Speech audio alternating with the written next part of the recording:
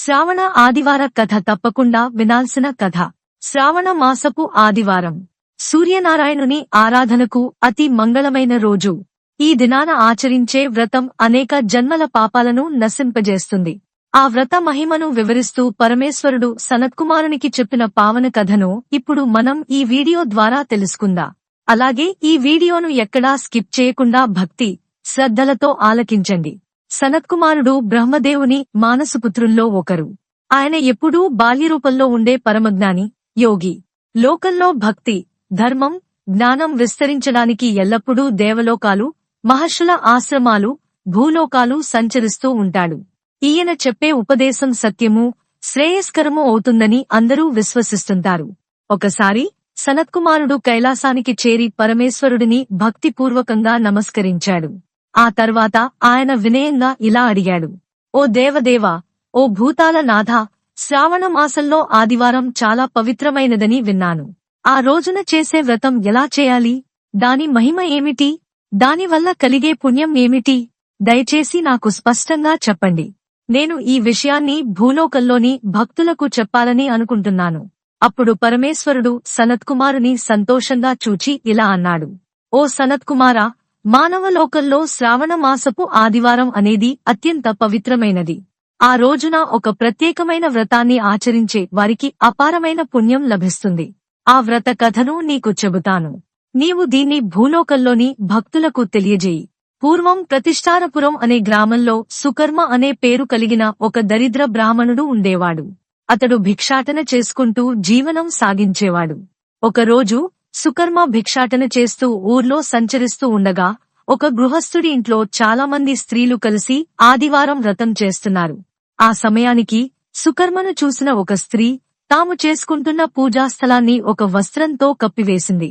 దీన్ని గమనించిన సుకర్మ ఆ స్త్రీలను వినయంగా అడిగాడు: ఓ మహిళామణులారా, మీరు చేస్తున్న ఈ వ్రతాన్ని ఎందుకు దాస్తున్నారు? దయచేసి నాకు ఈ వ్రతం ఏమిటో తెలియజేయండి.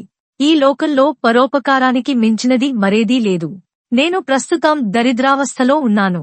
కాబట్టి మీరు చేస్తున్న ఈ ఉత్తమ వ్రతం విధానం, అలాగే దీని వల్ల కలిగే పుణ్యఫలం నాకు వివరించండి. అప్పుడు ఆ స్త్రీలు అతనితో ఇలా అన్నారు: ఓ బ్రాహ్మణోత్తమా, మేము నీకు ఈ వ్రత విధానాన్ని, అలాగే దీని పుణ్యఫలాన్ని చెబుతాము. కాని ముందుగా ఒక మాట చెప్పు.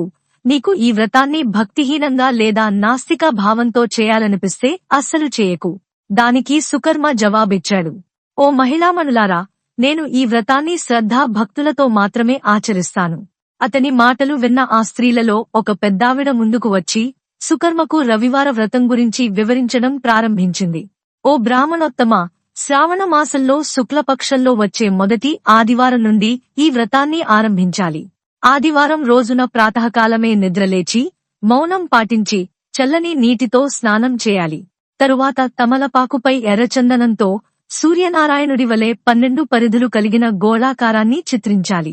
సంధ్య అనే పేరుగల భార్య సమేతంగా సూర్యనారాయణుడిని ఆ ఎర్రచందనంతో పూజించాలి. భూమిపై మోకాళ్ల మీద కూర్చొని తమలపాకుపై చిత్రించిన సూర్యుడి 12 పరిధులను ఎర్రచందనం మరియు పుష్పాలతో పూజించాలి. శ్రద్ధా భక్తులతో పుష్పాక్షంతలతో పుష్పసమేత అర్ఘ్యాన్ని సూర్యనారాయణుడికి సమర్పించాలి. మంత్రోక్తంగా పాయసాన్ని నైవేద్యంగా సమర్పించాలి. తరువాత సూర్యదేవుని 12 మంత్రాలను జపిస్తూ 12 సార్లు నమస్కార ప్రదక్షిణలు చేయాలి. 6 పోగులు కలిగిన సూత్రాన్ని తీసుకుని ఆ సూత్రానికి 6 ముడులు వేసి సూర్యభగవానుడికి అర్పించిన తరువాత దానిని తన కంఠంలో ధరించాలి. ఆపై 12 ఫలాలతో కూడిన దక్షిణ, తాంబూలాలను బ్రాహ్మణునికి సమర్పించాలి. ఈ వ్రత విధానం అత్యంత గూఢమైనది. దీనిని అందరికీ తెలియజేయకూడదు. శ్రద్ధా భక్తులతో వ్రతాన్ని ఆచరించేవారికి మాత్రమే ఈ వ్రతం గురించి చెప్పాలి. ఓ బ్రాహ్మణపుత్ర, ఇప్పుడు నీకు ఈ వ్రతం యొక్క పుణ్యఫలాన్ని వివరిస్తున్నాను. ఈ వ్రతాన్ని ఆచరించడం వలన ధనహీనులు ధనవంతులవుతారు, సంతానహీనులు సంతానవంతులవుతారు. వ్రతాన్ని భక్తితో చేసేవారు అన్ని రకాల శారీరక, మానసిక బాధల నుండి విముక్తి పొందుతారు. వారి కోరికలన్నీ త్వరితగతిన నెరవేరుతాయి. శ్రావణ మాసంలో 4 లేదా 5 ఆదివారాలు ఈ వ్రతాన్ని ఆచరించాలి. వ్రతం యొక్క సంపూర్ణ ఫలప్రాప్తికై ఉద్యాపన కూడా చేయాలి. శ్రద్ధా భక్తులతో ఈ వ్రతాన్ని ఆచరించడం వలన ఉత్తమ ఫలితాలు కలుగుతాయని ఆ పెద్దావిడ సుకర్మకు వివరించింది. ఆ సుకర్మ బ్రాహ్మణుడు ఆ స్త్రీల ద్వారా వ్రత విధానం, వ్రతకథ తెలుసుకుని వారిని చక్కగా ధన్యవాదాలు తెలిపి తన ఇంటికి చేరుకున్నాడు. అక్కడ తన 2 కుమార్తెలకు ఆదివార వ్రతం గురించి వివరించాడు. ఆదివార వ్రత విధానం గురించి విన్నంత మాత్రాన ఆ 2 కన్యలు అప్సరసలంతటి సౌందర్యం కలిగినవారయ్యారు. ఆ రోజు నుండి లక్ష్మీదేవి కూడా తన అనుగ్రహ దృష్టితో వారిని కటాక్షించసాగింది.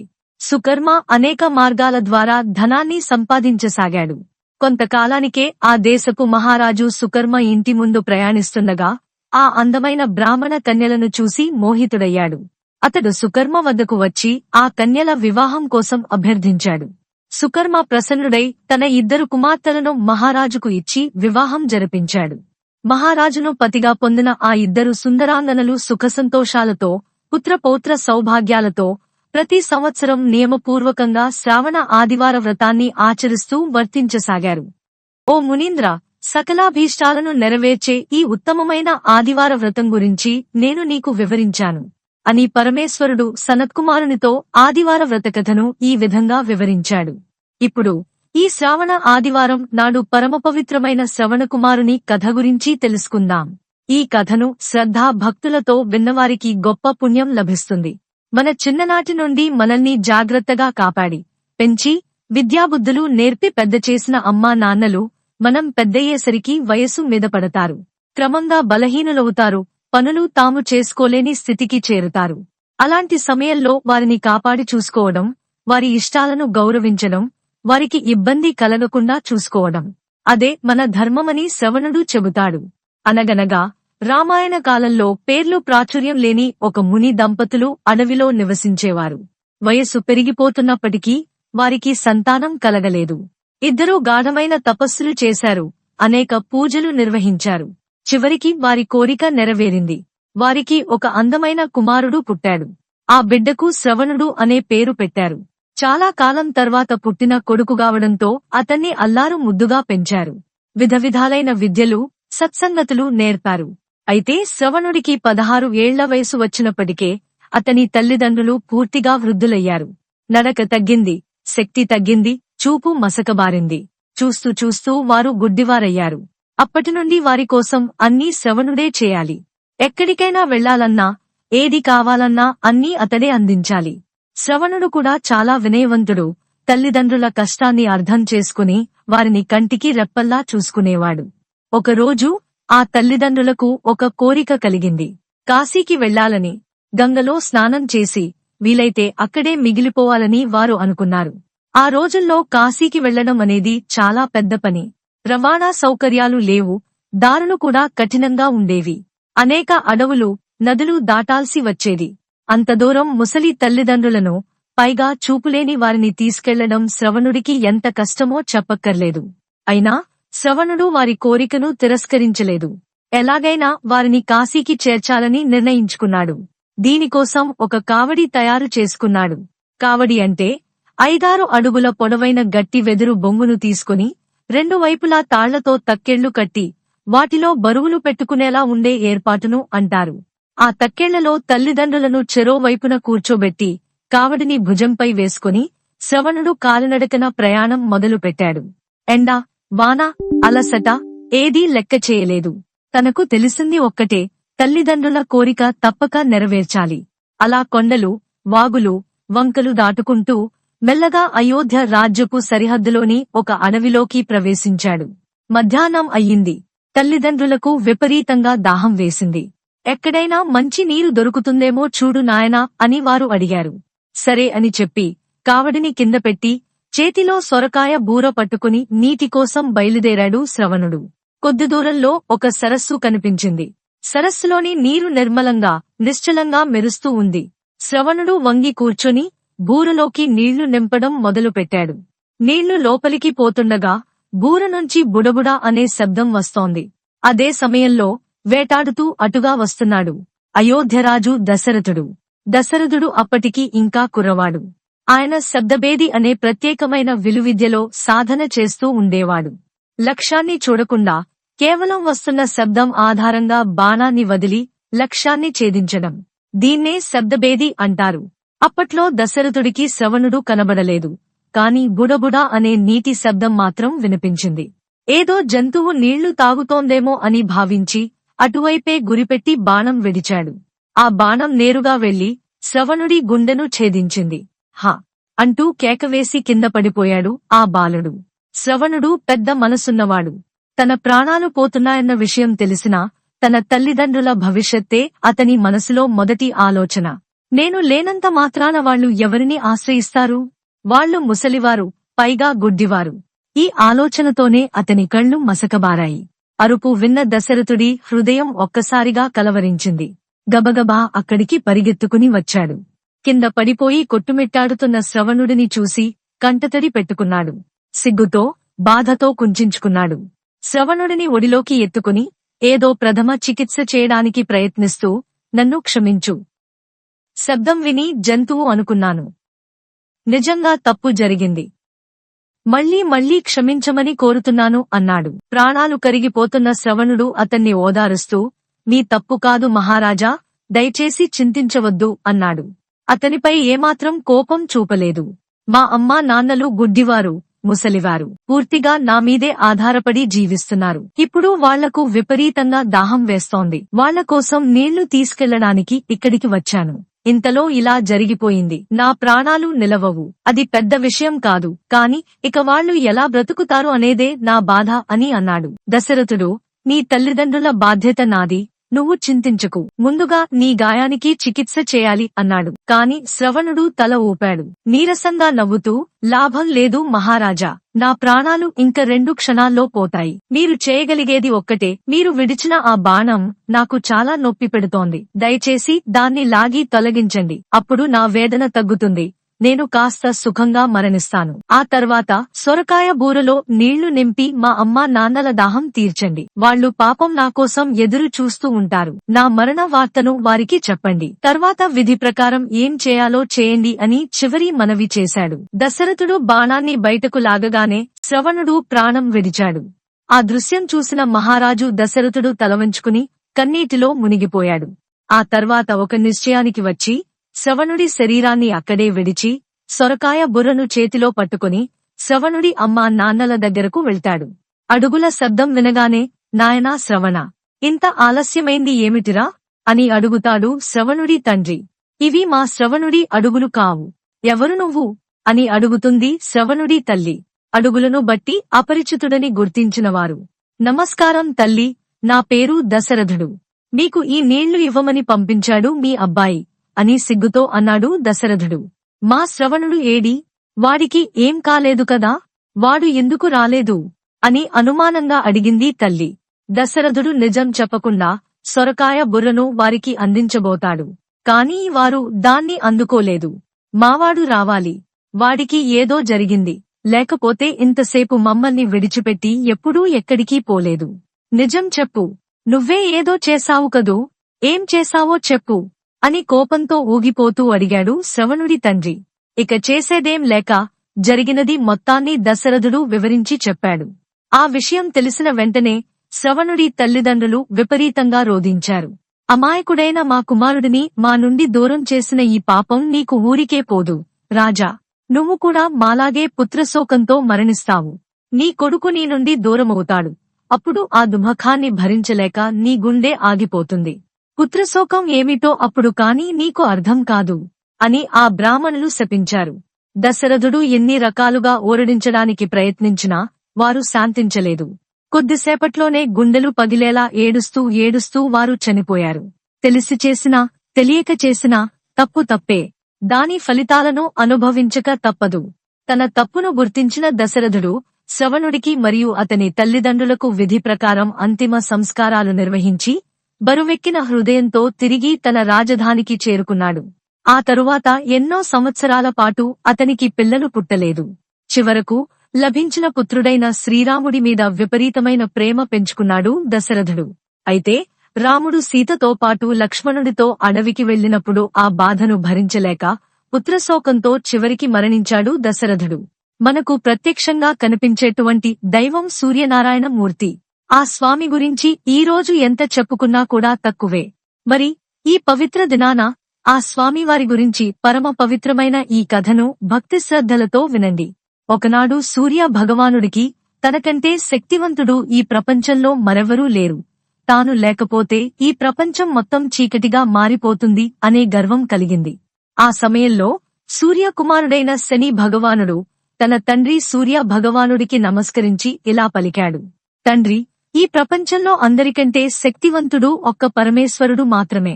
ఆయనకంటే శక్తివంతుడు ఈ ప్రపంచంలో ఎవ్వరూ లేరు. ఈ మాటలు విన్న సూర్యుడికి విపరీతమైన కోపం వచ్చి తన నుండి వెలువడే కాంతిని ఆపేశాడు. దాంతో ప్రపంచం మొత్తం అంధకారంలో మునిగిపోయింది.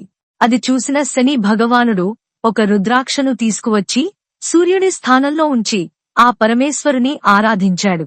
రుద్రాక్ష నుండి కాంతి వెలువడేలా చేశాడు. ఆ రుద్రాక్ష సూర్యుడి కంటే కాంతివంతంగా ప్రకాశించసాగింది. ఈ సంఘటనను ఇంద్రుడు గమనించాడు. సూర్యుడు తన విధులను అతిక్రమించాడని గ్రహించి సూర్యుని దగ్గరకు చేరుకుని ఇంద్రుడు ఇలా పలికాడు: ఓ సూర్య, నీవు నీ పని సక్రమంగా చేయడం లేదు, కాబట్టి ఈ పనికి నీవు పనికిరావు. ఇంద్రలోకం నుండి వెళ్ళిపో అని ఇంద్రుడు గట్టిగా చెప్పాడు. సూర్యుడు దీనంతటికీ కారణం పరమేశ్వరుడేనని కోపంతో భూలోకానికి వచ్చాడు. అడవిలో మాలి, సుమాలి అనే ఇద్దరు మిత్రులను చూశాడు. వారిద్దరూ శివభక్తులు. వారు రావణుడి తాతలు. ఆ ఇద్దరూ శివుడి తపస్సులో నిమగ్నమై ఉండేవారు. వారికి ఒక వరం ఉంది. ఎవరు వారిని చంపాలని యోచించినా వారిని స్వయంగా పరమేశ్వరుడే సంహరిస్తాడు అన్నది. పరమేశ్వరుడు మీద కోపంతో సూర్యుడు వారిని చంపబోతుండగా పరమేశ్వరుడు ప్రత్యక్షమై తన త్రిశూలంతో సూర్యుడిని హతమార్చాడు. దాంతో సూర్యుడు నల్లగా మారిపోయాడు. సూర్యుడు బ్రహ్మమానస పుత్రుల్లో ఒకడైన కశ్యప మహర్షి కుమారుడు. కశ్యప మహర్షి పరమేశ్వరుడి దగ్గరకు వచ్చి, శివా, నీవు నా కుమారుని ఇలా చేస్తే ఎలా? నీవు నా కుమారుని సంహరించినట్లే నీవు కూడా నీ కుమారుని నీ చేతులతోనే సంహరిస్తావు అని శాపమిచ్చాడు. అప్పుడు పరమేశ్వరుడు ఇలా పలికాడు: ఓ మహర్షి, శాంతించు. నేను సూర్యుని శాశ్వతంగా కాదు, తాత్కాలికంగానే సంహరించాను. అతనిలో ఉన్న గర్వాన్ని తొలగించడానికే ఇది చేశాను అని చెప్పి సూర్యునికి పునర్జీవనం ప్రసాదించాడు. తన తప్పు తెలుసుకున్న సూర్యుడు పరమేశ్వరుని క్షమాపణ కోరాడు. అప్పటినుండి తన ప్రకాశాన్ని సృష్టికి అందించసాగాడు. ఈ విధంగా సూర్యుని గర్వాన్ని అణచి సృష్టి కార్యంలో నిమగ్నమయ్యేలా పరమేశ్వరుడు చేశాడు. ఇప్పుడు సూర్య భగవానుడి మహిమను తెలియజేసే మరొక అద్భుతమైన కథను తెలుసుకుందాం. పూర్వకాలంలో ఒక ముసలావిడ ఉండేది. ఆమె సూర్య భగవానుడికి విపరీతమైన భక్తురాలు. ప్రతి ఆదివారం ఉదయానే లేచి స్నానం చేసి గోమయాన్ని తెచ్చి బాకిలంతా అలకేది. పూజ చేసి సూర్యుడికి ప్రసాదం పెట్టి ఆ రోజు ఒక్క పూట మాత్రమే అన్నం తినేది. ఈ నియమాన్ని ఏ ఆదివారం మానేది కాదు. సూర్య భగవానుడి కృపతో ఆమె ఇంట్లో ఎలాంటి సమస్యలు లేకుండా సుఖసంతోషాలతో ధనధాన్యాలతో జీవించింది. కాని పక్కింటి ఆవిడకు మాత్రం ఈ అవ్వపై విపరీతమైన ఈర్ష్య. ఆ ముసలావిడ పక్కింట్లో కట్టేసిన ఆవు పేడను తెచ్చి వాకిలంతా అలకేది. తెల్లవారు జామునే లేచి ఆవు పేడతో నీళ్లు చల్లి బియ్యం పిండితో ముగ్గులు వేసేది. స్నానం చేసి వచ్చాక భగవంతుని పూజించేది. అంతవరకు నీళ్లకైనా ముట్టేది కాదు. ఆ అవ్వకు తన దగ్గర ఆవు లేకపోవడంతో పొరుగింటి వారి నుంచి గోమయం తెచ్చుకునేది. అవ్వ ఎప్పుడూ ఆరోగ్యంగా సంతోషంగా ఉండడం చూసి పొరుగింటి ఆవిడ కక్ష పెంచుకుంది. నా ఆవు పేడ వల్లే ఈ ఇల్లాలు సుఖంగా ఉంది. నేను పేడ ఇవ్వకపోతే ఈవిడ సుఖసంతోషాలు చూడదు అని అనుకుని ఆ రోజు పేడ ఇవ్వలేదు. దాంతో అవ్వ ఇల్లు ఆలక లేక ఆ రోజు తిండి కూడా తినలేదు. ఆదివారం కావడంతో విపరీతమైన నీరసంతో పస్తుగా గడిపింది. రాత్రి నిద్రపోలేకపోయింది. రేపు కూడా పేడ దొరకకపోతే ఉపవాసమేనని ఆలోచించింది. కరుణామయుడైన సూర్య భగవానుడు ఈ చిన్న కోరిక తీర్చనా అని మనసులో అనుకుంది. ఉదయాన్నే వీధి గుమ్మం వద్దకు వచ్చిన ఆమె ఆశ్చర్యపోయింది. గుమ్మం ముందు దలవర్ణంతో మెరిసే ఒక ఆవు నిలిచింది. ఆమె ఆనందానికి అవధులు లేకపోయాయి. ఆవు వెంటనే పేడ వేసింది. అదే సమయంలో సూర్యకిరణాలు నేల మీద పడ్డాయి. ఆ అవ్వ ఆ గోమయంతో ఇల్లంతా అలకింది. నిత్యకర్మలు పూర్తి చేసింది. ఆవు కదలలేదు. వండి ఆవుకు ముందు పెట్టి తర్వాత తాను తింది. రాత్రైనా ఆవు కదలకపోవడంతో ఇది పరమేశ్వరుడు సూర్య భగవానుడు ఇచ్చిన వరం అని భావించి ఇంట్లో కట్టేసుకుంది. పొరుగింటి ఆవిడ దాన్ని చూసి బహుశా దొంగిలించిందేమో అని గ్రామాధికారికి ఫిర్యాదు చేసింది. గ్రామాధికారి వచ్చి నీవు దొంగవు అని చెప్పి ఆవును తీసుకెళ్లాడు. రాత్రి సూర్య భగవానుడు గ్రామాధికారికి కలలో కనిపించి, ఆమె దొంగ కాదు. నేను ఆ ఆవును స్వయంగా ఇచ్చాను. తెల్లవారకముందే ఆవును తిరిగి ఇవ్వండి. పరిహారంగా కొంత సొమ్ము కూడా ఇవ్వండి అని ఆజ్ఞాపించాడు. ఉదయాన్నే గ్రామాధికారి మనిషి వచ్చి, అవ్వా, ఈ ఆవు నీదే. మా యజమాని నష్టపరిహారంగా ఈ సొమ్మును కూడా ఇవ్వమన్నారు అని చెప్పాడు. ఆ అవ్వ ఎంతో సంతోషించింది. ప్రతిరోజూ సూర్య భగవానుని ఆరాధించింది.